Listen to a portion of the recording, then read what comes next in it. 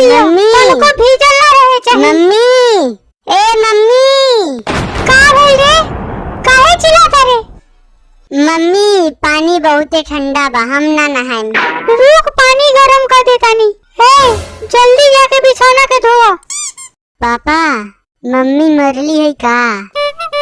Mummy के बात पहले मान ले रहता तो थोड़ी न इतना मार खइतो। जा जल्दी धो के छत पे पसार द, ना त माई फेरू लतिया दी। हेने आवता, सब तोरा चलते भइल बा। मम्मी, मम्मी, काहे चिल्लाता रे? आके नहा ले, पानी गरम हो गइल बा।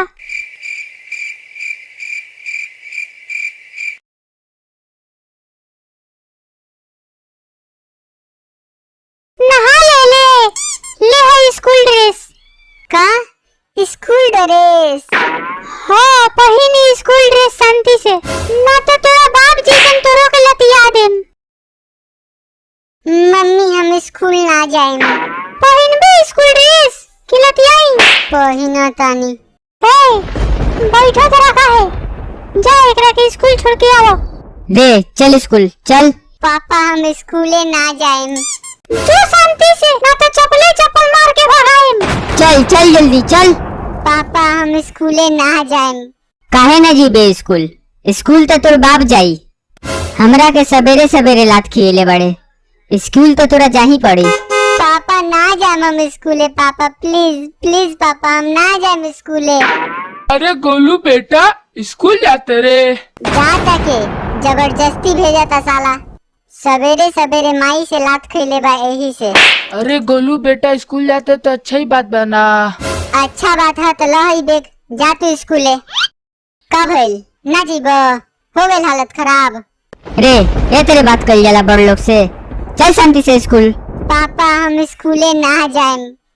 रे गोलुआ, स्कूल जाता रे? ते ना जेबे का? ना, आज कोनो पढ़ाई वढ़ाई ना होई स्कूल में, यही से पापा साथे जाता नहीं घूमे। सीख कुछ एकरा बाप से, ऐसन कमीना बाप मिलल बा। चुप चुप एकदम चुप, चल शांति से। पापा हम ना जाएम स्कूल।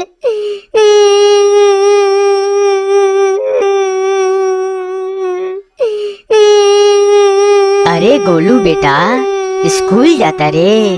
ना, तोर माई के बारात लेके जाता नी। चल बे। बदतमीज, ये तेरे बात कल जाला? तो के तरिया बात करी? अंधा बड़न का? स्कूल बैग नहीं के दिखाई देत, ड्रेस नहीं के दिखाई देत। चुप एकदम चुप, रुक आज शाम के तोरा के बतावा तानी।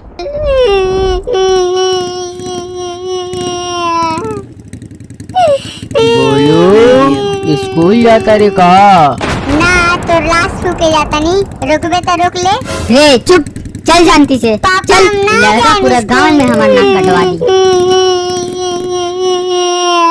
गोलू अरे बुड्ढा चुप, दिमाग खराब मत करिए। स्कूले जाता नहीं, तेरे बाप के बारात में ना। भागी वहाँ से। ये लड़का पूरा गांव वालन से लात खिलाई, भागे ही में भलाई बा। ते घरे आ तोरा के बतावा तानी। अच्छा भाई भाग गइलन। ज्यादा से ज्यादा मरबे न करियन 2-3 थप्पड़, लेकिन स्कूले तना नहीं जाए पड़ी।